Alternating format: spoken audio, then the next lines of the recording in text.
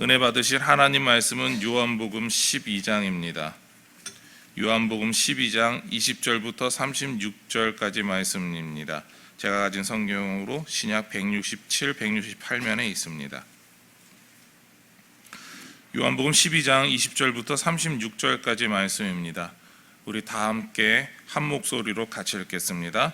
명절에 예배하러 올라온 사람 중에 헬라인 몇이 있는데 그들이 갈릴리 벳세다 사람 빌립에게 가서 청하여 이르되 선생이여 우리가 예수를 배우고자 하나이다 하니 빌립이 안드레에게 가서 말하고 안드레와 빌립이 예수께 가서 여쭈니 예수께서 대답하여 이르시되 인자가 영광을 얻을 때가 왔도다.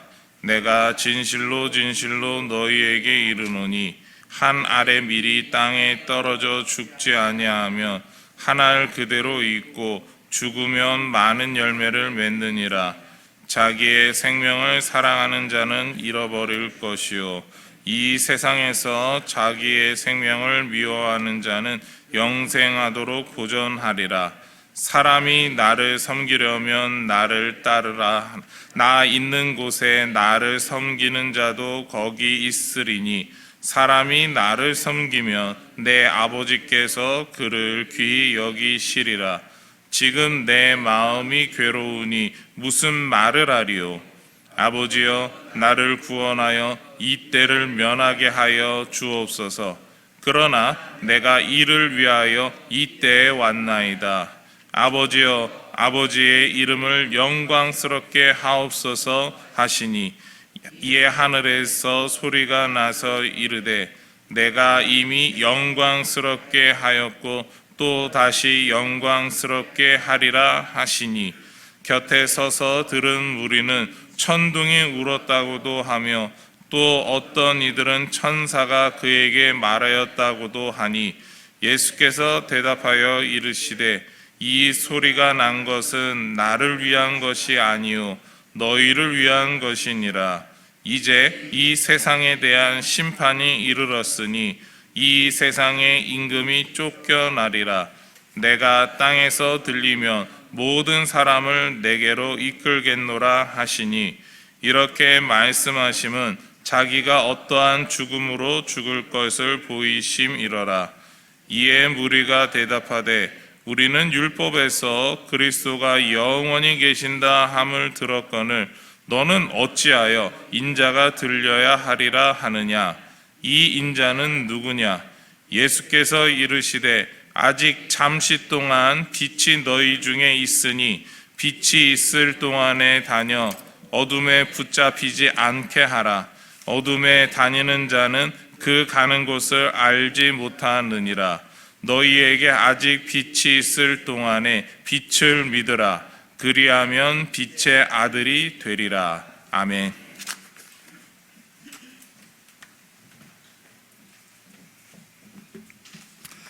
할렐루야.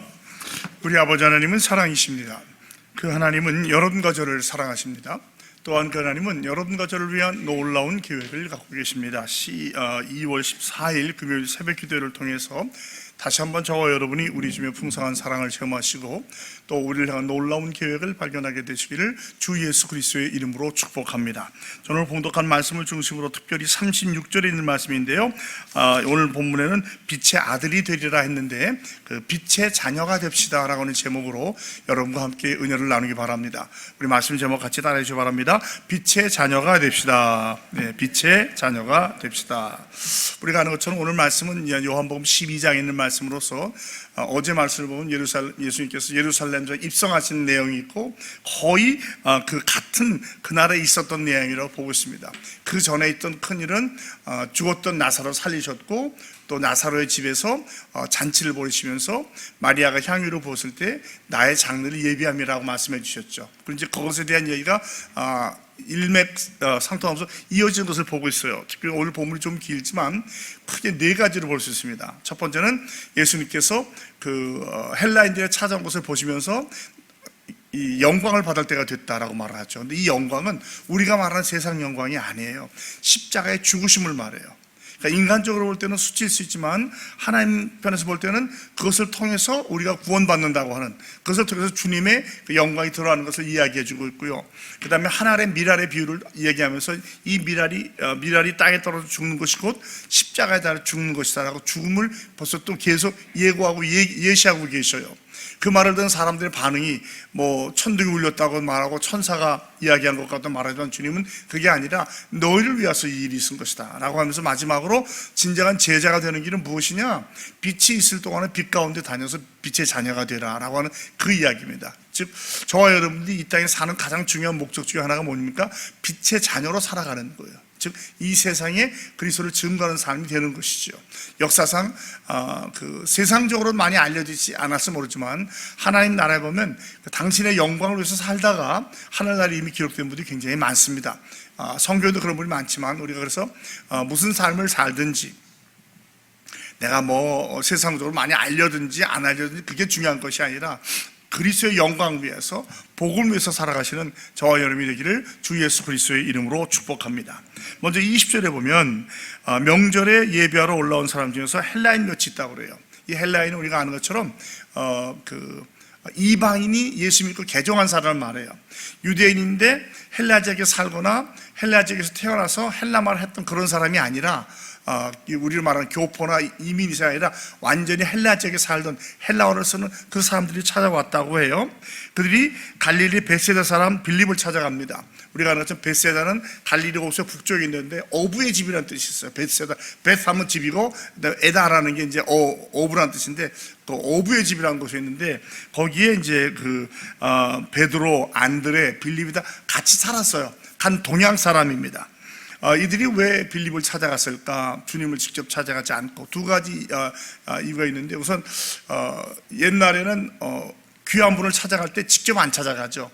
그 밑에 사람을 찾아가서 연결을 시켜다 왕을 만날 때, 왕을 아련할 때 그렇게 하니까 그런 방법이었다고 말을 하고, 또한 빌립이나 안드레는 헬라식 이름을 썼어요. 유대인 이름이 아니라. 그래서 아마 자기들이 좀 더 동질감을 느끼지 않았는가. 그렇잖아요. 우리가 이름이 같은 걸 보면, 저희가 해외에 갔을 때도 살다 보면 다 뭐 영어 이름이 있는데 갑자기 무슨 킴이라는 게 나온다든지 송, 파크가 나오면 이 사람 한국 사람 아닐까 하는 그런 기대를 가졌다고 하는데, 그런 의미에서 찾아갔다고 해요. 그리고 하는 말이, 선생이요 우리가 예수를 뵙고자 하나이다. 저와 여러분이 이런 마음이 있기를 바랍니다. 교회에 나오는 것도, 봉사를 하는 것도, 뭘 하는 것도 주님을 뵙기를 원합니다. 다시 말해 주님과 친밀하게 교제하면서 주님을 닮아가기를 원합니다라는 그런 자세로 살아가시는 저와 여러분이 되길 바랍니다. 이제 빌립이 또 안드레를 찾아가고, 또 안드레 빌립이 주님을 찾아가서 이야기했더니 주님께서 인자가 영광을 얻을 때가 되었도다. 정확한 해석은 없습니다만은 아마 이 헬라인이 찾아왔던 이것이 어떤 하나님 나라에서 큰 경륜 중에 하나의 중요한 사인이었던 것 같은데, 학자들 말하기를 바로 이방인의 구원이 포함된다는 거죠. 유대인만 구원받는 것이 아니라 이방인까지 찾아와서 주님을 구하는 것을 볼 때에 주님께서 모든 걸 알고 계셨지만, 이때로부터 이제 나의 영광, 하나님의 영광이 드러날 것이다. 그런데 그 영광은 세상 사람들이 말하는 명예와 권세와 그게 아니라 십자가에 달려 돌아가신, 그 당시에 가장 처참한 죄인의 죽음을 통해서 역설적으로 하나님의 영광이 드러나고, 심지어는 유대인뿐만 아니라 이방인까지 구원받는 역사가 일어날 것이라는 것을 알려줬다고 말을 해요. 우리가 예수님을 찾기도 하지만 저와 여러분 이제 예수님을 소개하는 소개자가 되기를 주님의 이름으로 축복합니다. 소개자는 다시 말하면 전도자예요. 선교사예요. 이것은 꼭 뭐 타이틀을 가진 사람만 하는 것이 아니라 우리가 일상의 생활을 하다가 주님을 모르는 사람을 만날 때 주님께로 인도하는 거죠. 우리가 예수 믿게 한다는 것보다 우리는 그저 그들을 주님께 소개할 겁니다. 그때 하나님께서 그들이 택한 자라면 그때 성령으로 역사하실 것이고, 아직도 때가 안 되었다면 주님께서 그 때가 허락될 때까지 기다리게 해주실 줄로 믿습니다. 그러므로 저와 여러분이 예수를 강렬히 사모하시고 또한 그 예수를 증거하시는 우리 모두가 되기를 축복합니다. 자, 그때 주님께서 말씀하셔요. 이제 미랄의 비유를 하죠. 24절. 한 알의 미랄이 땅에 떨어져 죽지 아니하면 한 알 그대로 있고 죽으면 많은 열매를 맺느니라. 자, 이 한 알의 미랄은 곧 주님을 상징하고요, 곧 주님을 따라가는 저희를 상징합니다.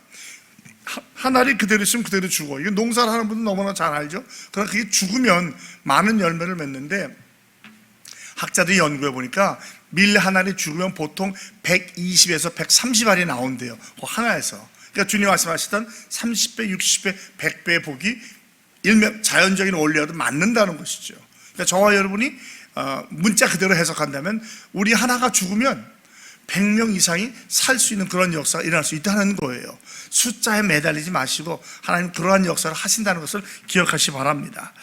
자, 죽는다는 걸 무엇을 말합니까? 바로 희생을 말하는 거예요. 주님을 말할 때는 십자가에 달려 돌아가심이고, 저희로 말할 때는 자아의 죽음, 내 개인과 욕심의 죽음, 그리고 나의 희생, 나의 포기, 그리고 하나님의 영광이 드러나는 것을 바로 하나님의 나라에 죽는다고 말을 해요. 제가 종종 그런 얘기 하죠. 이제 곧 주님의 우리가 이제 곧 이제 고난 주간과 부활절을 맞이할 때 그때 하는 말이 뭐죠? 십자가가 없이는 면류관이 없습니다. 금요일을 지나지 않으면 주일이 없습니다. 고난이 없으면 영광이 없다는 말을 종종 하는데 바로 같은 말이에요. 죽음, 나의 희생과 나의 포기와 나의 어떤 자아의 죽음이 없다면 하나님의 영광이 드러날 수 없다는 거죠.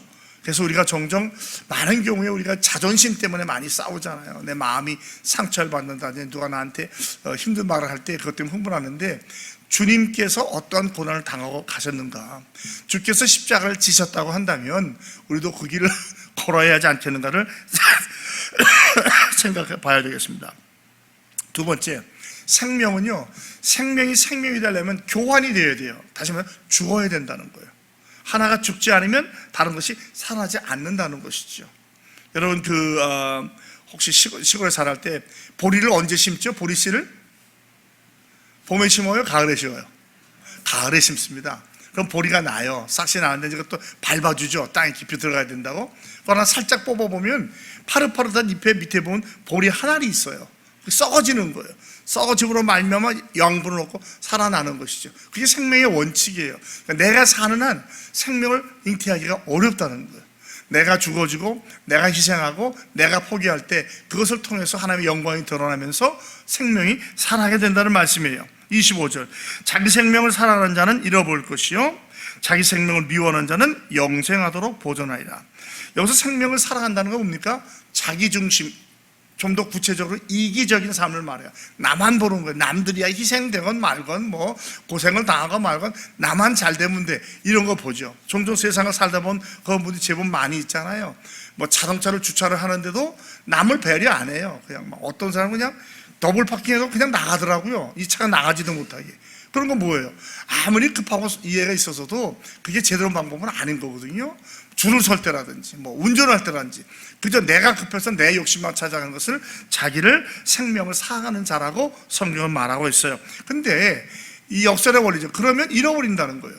그리고 자기의 생명을 미워한다는 말이 뭐냐면, 히브리 말로 미워한다는 말은 덜 사랑한다는 거예요. 우리가 생각해서 막 미워하고 욕하는 게 아니라 덜 사랑하는, 누구든지 부모, 형제, 자매를 미워하지 않는다면, 그게 미워하는 뜻이 아니라 주님보다 덜 사랑한다는 거예요. 우선순위가 분명히 매겨져 있다는 거죠. 저와 여러분의 우선순위는 어떻습니까? 정말 주님이 가장 최우선입니까?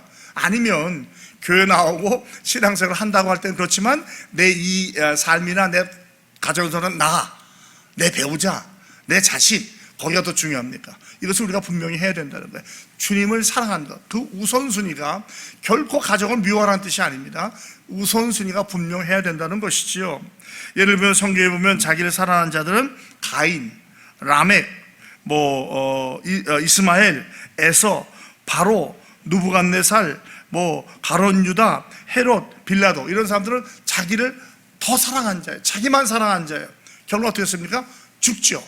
영생의 복락으로 들어가지 못합니다. 반대로 자기를 미워했던 자가 누굽니까? 아브라함, 이삭, 야곱, 요셉, 다윗, 이사야, 다니엘, 베드로, 바울 같은 사람들.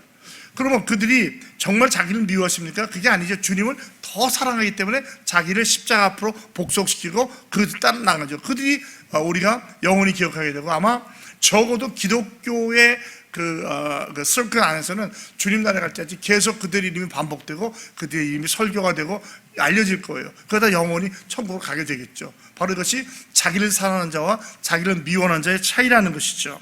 저와 여러분도 우리를 사랑하기보다 주님을 더 사랑하시고 주님을 중심으로 우선순위를 매기고 살아가시기를 예수 그리스도의 이름으로 축복합니다. 이 말씀이 성경의 복음서에 5번이나 나와요. 마태복음 10장 16절, 마가복음 8장, 누가복음 11장, 오늘 요한복음 12장. 그러니까 나를 따르라는 거죠. 특별히 누가복음 9장 13절에 보면 이제 곧 20절에 나오는데 주님을 따르냐 따르지 않느냐, 즉 미랄이 되느냐 안 되느냐, 주님을 사랑하느냐 나를 사랑하느냐, 나를 따르느냐 주님을 따르느냐, 이것이 다 같이 같은 한 말씀을 다른 각도에서 보여주는 거거든요. 누가복음 9장 13절에 보면 아무든지 나를 따라오려거든 자기를 부인하고 날마다 제 십자가를 지고 나를 따를 것이니라. 이것이 진정한 제자도예요. 제자의 길이라는 것은 우리가 정말 나 자신을 부인하고 주님을 앞세우면서 주님을 닮아가는 것인 줄로 믿습니다. 눈에 드러나게 뛰어나는 무슨 교회적인 섬김과 봉사와 구제와 헌금도 필요하지만 실제는 속 사람의 마음의 문제 아니에요. 내가 어떠한 마음의 자세를 가지고 주님을 따라가는가, 이것이 바로 잡히지 않으면 잘못하면 형식주의에 빠져요. 시간이 지나면서 그저 당연히 여기면서 이 정도면 됐겠지 하는 생각, 예를 들면 속으로는 누가 미우면서도 겉으로 웃어주니까 나는 괜찮은 사람일 거야. 주님은 외모를 안 보시거든요. 사실 속 사람이 중요한 거예요. 여러분, 아무리 우리가 겉으로 보고 웃어주고 주님이 당신 사랑이 하지만 내 마음에 미움이 있다면 그 사람은 모를지 몰라도 주님은 알고 계시지 않을 거 아니에요. 사실 여기에 저와 여러분의 씨름이 있어요. 이것 때문에 몸부림치는 거예요. 왜? 우리 인간의 습성이 그렇지 않잖아요. 그러함에도 불구하고 날마다 나를 십자가 져서 복종하면서 주님, 내 안에 내가 미워하는 사람이 없게 도와주세요. 함부로 대하거나 무시하거나 그런 사람이 없게 몸부시고 매달리는 것이죠. 우리도 그걸 가지고 애쓰게 되기를 주님의 이름으로 축복합니다. 26절, 사람이 나를 섬기려면 나를 따르라. 나 있는 곳에 나를 섬기는 자도 거기 있으니 사람이 나를 섬기면 내 아버지께서 그를 귀히 여기시리라. 이제 이게 어떤 면에서는 성령 충만한 삶의 증거 같아요. 성령 충만 없이는 이렇게 될 수 없잖아요. 주님 따라간다는 게 생각보다 쉽지 않습니다. 예수 믿는 것과 주님의 제자가 살아간다는 것은 사실 차이가 많잖아요. 우리가 경험해보면 알지만. 근데 그것을 할 수 있는 비결이 뭐냐? 성령 충만 받는 거예요. 예수 믿고 성령 받아서 그 충만함을 유지할 때 내가 사는 것이 아니고 내 안에 그리스도가 삶으로 말미암아 주의 나라와 의를 이루어가는 것이죠. 내가 살아있는 것은 쉽지 않을 것 같아요. 세상적으로 본다면 도덕주의자라든지 박애주의라든지 인류 평화주의를 강조하는 사람은 어느 정도까지는 우리가 보기에 존경할 모습이 있어요. 야, 예수 안 믿어도 저렇게까지 할 수 있네. 그러나 사실은 그 깊은 뿌리를 보면 심리학자나 철학자들 말하기는 자기 만족을 위한 거라는 거예요. 하나님의 영광보다는 모르니까 그분들은 내가 만족하고 해서 나 그래도 적어도 잘 살았지, 이 정도 한 거 아니야 라는 것이라는 거죠. 그럼 그것은 사실 하나님의 눈에 볼 때는 아무런 의미가 없어요. 예수를 믿지 않으면 그러한 것을 공로 가지고도 돈이나 명예나 지식 가지고도 천국 갈 수 없거든요. 천국에 가는 비결은 오직 예수 그리스도를 믿고 구세주로 모이고 주인으로 따라갈 때만 일어나는 줄로 믿습니다. 그래서 우리가 세상적인 도덕주의나 박애주의를 뛰어넘어서 그리스도를 닮고 그리스도를 따라가기 위해서 애쓰고 몸부림치는 삶, 다시 말하면 제자도죠. 오늘 말씀의 핵심은 사실은 제자도예요. 제자의 길을 어떻게 걷느냐를 말씀해 주고 계시죠. 27절, 지금 내 마음이 괴로우니 무슨 말을 하리요? 아버지여 나를 구원하여 이때를 면하게 하여 주옵소서. 그러나 내가 이를 위하여 이때에 왔나이다. 마태, 마가, 누가복음을 우리는 이제 공관복음이라고 말하죠. 요한복음 다른데 마태, 마가, 누가복음에는 겟세마네 동산에서 주님의 기도가 나오는데 오늘 기도문하고 똑같은 내용이에요. 근데 요한복음에는 그 기도가 없이 오늘 이 기도를 말해요. 그러니까 십자가를 지는 것이 얼마나 무거웠는지 내 마음이 괴롭습니다라는 말을 해요. 그리고 그러나 이때를 면하게 하지만 그러나 나의 원대로 마옵시고 아버지의 원대로 합치하는 그 내용이 그대로 나와 있어요. 그러니까 이것이 어찌 보면 정확히 겟세마네 기도라고 말하고 있지는 않지만 아마 그것을 상징하는 것은 아닌가라고 생각해 볼 수 있습니다. 여러분, 우리 신앙이라는 것은요, 인격의 재건축이에요. 이제까지 우리가 예수를 알기 전에 알았던 모든 그 세상적인 지혜와 경험을 내려놓고 말씀이라는 반석 위에, 그리스도의 반석 위에 새로 지어가는 거예요. 짓는 정도와 속도와 공정이 다를 수 있으나 우리가 지난번에 말씀처럼 나무나 잎이나 풀로 짓는 것이 아니라 금이나 은이나 보석으로 든든하게 세워가는 거예요. 이것은 우리에게 굉장히 중요한 의미가 있어요. 즉 주님께서 해주셔야겠지만 주의 도시 순종할 때에 우리의 삶이 그렇게 지어질 것이고, 그럴 때 마지막 날에 우리의 공력이 드러난다고 그래요. 마지막에 주님께서 심판하실 거예요. 그때 우리가 말씀대로 살았다면 인정을 받을 것이지만 그렇지 못하면 아무리 겉이 번지르하고 아무리 아름답게 보여서도 의미가 없다는 것이죠. 그래서 우리는 자꾸 속사람의 성찰을 강조하는 거예요. 내 속사람은 과연 주님과 어떠한 동행과 교제를 하고 있는가를 물어보는 것이죠. 이 생명 교환의 법칙은 낙엽이나 우리 몸의 세포를 보면 알 수 있어요. 여러분, 낙엽이 쓸모없는 것 같잖아요. 낙엽이 쌓이고 그 쌓인 낙엽을 통해서 영양분이 나무에게 주어지지 않으면 나무는 죽습니다. 땅만 가지고 안 된다고 돼요. 그래서 이 가을에 낙엽이 지는 건 상당히 중요한 의미가 있다고 그래요. 우리가 볼 때는 귀찮기도 하고 막 쓸어야 되고 막 바람으로 날리지만 그것이 있음으로 말미암아 이 삼라만상이 돌아가는 거예요. 그게 또 썩어짐으로 말미암아 거기서 자양분이 내려오고 그 자양분을 나무가 살게 된다는 거죠. 우리 인간의 세포도 마찬가지입니다. 여러분, 인간의 세포가 날마다 새로 생긴다는 거 아셔요? 모르셨어요? 나이가 들어도 정도가 다르고 숫자가 다르지 계속 세포는 새롭게 살아난대요. 그리고 그와 동시에 세포는 계속 죽는답니다. 우리 몸 안에 세포가 몇 개나 있을 것 같아요? 저는 이제 준비하려고 봐서 알았죠. 40조 개가 있대요. 40조 개. 하여튼 잘 안 놀라죠. 40조 개가 있는데 날마다 100억 개가 죽는답니다. 그러면서 또 이게 계속 반복이, 그래야 생명이 사는 거래요. 그러니까 우리가 손톱이 자라는 것, 이게 다 세포가 죽고 사는 그런 과정 중에 하나라는 것이죠. 이 손가락 바꿔놔도 만약에 세포가 죽지 않으면 이 사이가 없어진답니다. 이게 있다는 것 자체가 세포가 죽을 건 죽고 살 건 살기 때문에 우리가 몸의 형태를 유지하는 거예요. 이야, 참 하나님이 신묘막측하시다. 살리게, 세포가 막 살고 안 죽으면 뭐죠 그게? 그게 암이에요. 막 죽어야 되는데 안 죽는 거예요. 살겠다는 거예요. 그래서 몸의 양분을 다 빨아먹고 급속도로 커질 때 우리는 그걸 암이라고 말해요. 종양이라고 말을 하는 거예요. 그러니까 적당하게 때가 있다는 거죠. 살 때도 있고 죽을 때도 있고 흥황할 때도 있고 약할 때도 있고, 성경에 말하는 전도사는 그 모든 게 다 우리 인간에게 필요한 거라는 거죠. 그럼 우리가 삶을 살아갈 때는 순리대로 성경이 말씀한 대로 살아가시는 저와 여러분이 되길 바랍니다. 그러니까 우리에게는 때가 중요하잖아요. 주님은 당신의 때를 알고 오셨고 이 내용을 통해서 이제 당신의 때가 오셨음을 알려주셔요. 그리고 28절에 하나님의 이름을 영광스럽게 하옵소서 했더니 하늘에서 소리가 나죠. 내가 이미 영광스럽게 하였고 또다시 영광스럽게 하리라. 다시 말씀드립니다. 이 영광은 사실은 십자가의 죽음을 상징해요. 쓰러지고 없어진 게 아니라 다시 살아나서 새 생명을 얻는 것이죠. 사람들은 천둥이 울었다, 천사가 말았다고 하지만 주님이 말하셔, 아니야, 이것은 너희를 위한 거야. 너희가 어떤 하나의 증거가 되기 위해서. 이건 택한 자에게 증거죠. 택하지 받지 않은 자는 아무 의미가 없는 거예요. 천둥 소리가 울렸다, 천사가 울렸다 하지만 적어도 그 자리에 있던 제자들과 주님을 따르는 자들은 이것을 알아. 지금은 모를지라도 주님이 부활하시는, 이게 주님께서 우리를 위해서 십자가에 달려 돌아가시는 말하는 것이고, 그것이 바로 하나님께서 말씀하신 영광이라는 거로구나 라는 깨닫게 된 거예요. 역설의 진리죠. 세상적이 말하는 그런 영광이 아니라 고난과 핍박과 환난을 당할 때, 제자들이 그런 걸 당할 때 이걸 기억하지 않았겠어. 주님도 십자가에 달려 돌아가셨는데 내가 어떻게. 그러니까 전사람은 베드로가 십자가에 달려 돌아갈 때 뭐라고 했죠? 난 주님처럼 못 달립니다. 거꾸로 달아주세요. 난 그런 영광을 채웠습니다. 그래서 십자가에 거꾸로 매달려 순교했다고 그러잖아요. 저와 여러분도 이러한 순교자의 자세가 있기를 바랍니다. 이제 주님이 십자가에 달려 돌아가시고 부활하시면 이때부터 심판이 시작돼요. 심판이 시작되면서 세상 인구는 쫓겨납니다. 자, 그리고 인자에 대해서 물어볼 때 주님께서 35절과 36절에 빛이 너희 가운데 있을 때 빛 가운데 다니라. 곧 빛이 없어지고 어둠의 자녀들이 그 빛을 깨닫지 못할 때가 온다라는 거죠.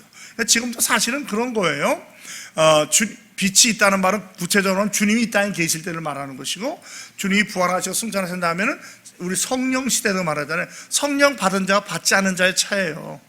여러분, 똑같습니다. 사람이. 어떤 사람이 더 나을 수도 있지만 그 사람이 만약에 성령을 받지 않았다면 그 사람은 빛 가운데 있는 게 아니에요. 아직도 어둠 가운데 있는 겁니다. 그들처럼 구제도 많이 못하고 큰 일도 못하지만 과부의 2 랩돈을 드리는 마음으로 주님을 섬길 때 그 사람이 성령 받은 사람 아니에요. 중요한 그걸 말하는 거거든요. 우리가 빛 가운데 있다는 것은 예수 믿고 구원받아서 성령의 인도하심을 따라 사는 삶을 이야기해요. 36절, 너희에게 아직 빛이 있을 동안에 빛을 믿으라. 그리하면 빛의 아들이 되리라. 예수께서 말씀하시고 그들을 떠나가서 숨으시리라. 이제 숨는다는 말은 마태, 마가, 누가를 보면 이제 예루살렘에 들어오셨다가 또 베드로 가서 쉬셨다가 막 그걸 상징하는 것 같아요. 그러면 우리가 빛의 자녀가 돼, 빛의 아들, 자녀가 되는 게 뭡니까? 바로 빛이 있을 동안에 빛을 믿으라는 거예요. 예수님을 우리가 그 당시에 물리적으로 만날 수도 있지만 저와 여러분 다 예수를 보지 못해서나 믿잖아요. 보지 못하고 믿는 자가 더 복이 있다고 그랬잖아요. 그러니까 우리가 지금 빛 가운데 있는 겁니다. 믿습니까? 성령을 받았다는 거예요. 성령 가운데 사는 거예요. 그래서 항상 우리의 기도의 가장 큰 초점 뭡니까? 성령 충만을 받는 거예요. 나의 생각, 나의 경험, 나의 방법이 아니라 항상 예수님이라면 어떻게 하셨을까? 그래서 저는 5가지 어떻게 생각하시고 어떤 표정을 지으시고 어떤 말씀을 하시고 어떤 태도, 행동을 하셨을까? 주로 이제 말과 행동을 말하는데 말과 행동만이 아니라 사고도 중요하잖아요. 또 종종 우리가 어떤 사람을 볼 때 그 사람의 표정과 태도도 중요하거든요. 이런 것이 빛 가운데 있는, 즉 겉과 속이 다른, 겉으로는 웃지만 속으로는 미워할 그게 아니라 속에서부터, 속사로부터 시작해가지고 겉사람까지 그리스도의 형상이 나타나는, 그게 바로 성령 충만 사는 것이고 그게 빛의 자녀로 소금으로 사는 것이 아닌가 생각을 해서 항상 기도할 때 그렇게 주님, 제 겉으로만이 아니라 생각도 바뀌고 언어도 바뀌고 태도도 바뀌고 행동도 바뀌고 말도 바뀌게 도와주세요. 가장 많이 드러나는 게 말이에요. 송 목사가 아마 항상 강조하는 게 말일 겁니다. 언어 조심합시다. 함부로 반말하지 맙시다. 가까운 사이는 괜찮아요. 개인적으로 말 안 해요. 그러나 여럿이 모여 있는데 어이 뭐 김집사, 어이 뭐 송장로, 이건 아니라는 거죠. 좋게 보면 친하게 되지만 그것 때문에 만약에 사람이 시험에 빠진다면 그렇게 해서 되겠어요? 그건 아닌 거예요. 제가 제 동생의 죽음과 천국 환송 예배에 대해서 페이스북에 썼더니 어떤 분이 글을 올렸어요. 목사님, 저 죄인 파기예요. 중등부 때 목사님께 세례받은 저예요 라고 하면서 그 이야기를 하더라고요. 참 마음의 위로가 되더라고요. 여러분, 우리가 겉으로만 나타나는 것보다는 안으로 살면서 삶이 짧다면 짧지만 길다면 긴 삶 아니에요. 벌써 그래서 내가 벌써 그럴 때가 있었나, 제가 중학생 그때 세례를 베풀었구나 하는 생각이 들면서 딱 들으니까 기억이 나더라고요. 나중에 들은 이야기지만 그 친구가 조금 정신병을 앓았어요. 어려움을 앓았는데 기도해주고 위로해줬는데 나중에 죄의 종이 됐단 말을 들었는데 그 어디서 봤는지 그 이야기가 올라왔죠. 여러분, 우리 삶이 아무도 모르는 것 같아도 다 드러나 있어요. 여기서 요즘 같은 경우는 뭐 SNS 통해서 다 알려져 있거든요. 그러니까 겉으로 아무리 뭐라 해도 소용이 없어요. 내 속사람이 어떻게 드러나냐가 중요한 거예요. 그러니까 참 우리가 두려운 것은 마지막 때 주님 앞에 설 때에 주님 우리 겉모습만 보고 판단하시겠어요? 아니요. 너 얼마나 큰 교회에 있어? 너 여기 헌금 얼마나 나왔어? 그거 안 보실 거라고요. 너 정말 내 제자로 살았니? 네가 아무리 말을 잘해서 네가 내 제자로 살았냐, 빛과 소금으로 살았느냐, 주님을 닮아가는 생각과 언어와 행동을 하느냐. 그때 중요한 것이 뭐예요? 우리의 언어도 분명히 하나님께서 책망하실 거예요. 만약에 주의 뜻대로 행하지 않았다면. 그래서 항상 조심하시고, 저는 제 제자들한테도 반말 쓰지 않습니다. 항상 존댓말합니다. 특별히 주의적인 분들은 동역자로서 제 제자였고 저를 따라왔지만 이제는 동역자가 되는 거예요. 앞으로 그들이 저보다 더 훌륭해질 거예요. 왜? 저는 저거 사라지지만 그들은 이제 막 빛을 발할 때가 됐으니까. 마찬가지죠. 우리 아이들도 함부로 대하지 마시고, 또 간 믿은 사람도 내가 얼마나 예수를 먼저 믿은, 내가 직분이, 그거는 의미가 없어요. 그들이 앞으로 어떻게 될지 어떻게, 그건 하나의 미래를 보는 거거든요. 그들의 가능성을 보고. 우리 가운데 대통령이 나오지 말라는 법이 없잖아요. 그러니까 그들을 잘 칭찬해주고 격려하는 삶을 사시기 바랍니다. 말씀 맺겠습니다. 우리가 빛의 자녀가 된다는 것은 그리스도의 제자가 된다는 것을 말해요. 그리스도의 제자가 된다는 것은 나를 부인하고 주님을 따라가는 거예요. 그 핵심은 미랄이 죽는 데 사녀에 있어요. 저와 여러분이 우리의 자아는 죽고 주님에서 드러나서 진정한 주님의 제자로서 빛과 소금으로 살면서 풍성한 열매를 많이 맺으시는 삶을 살아가시는 우리 모두가 되기를 주 예수 그리스도의 이름으로 축복합니다. 하나님 아버지, 고맙습니다. 주님께서 십자가를 앞에 두시면서도 우리가 제자의 길을 걸어야 되는 것의 중요성을 오늘 말씀을 통해서 깨우쳐 주시니 고맙습니다. 아버지 하나님, 우리가 하나님의 썩어지는 미랄이 되게 하시고 많은 열매를 맺게 도와주시며 주님을 진정으로 따라가는 제자의 길을 걸을 수 있도록 도와주시옵소서. 우리 삶을 통해서 생각과 언어와 태도와 또 행동을 통해서, 심지어 우리 얼굴 표정을 통해서라도 그리스도의 영광이 드러나는 오늘 하루의 삶이 되게 하여 주시옵소서. 예수님의 이름으로 축복하며 기도합니다. 아멘.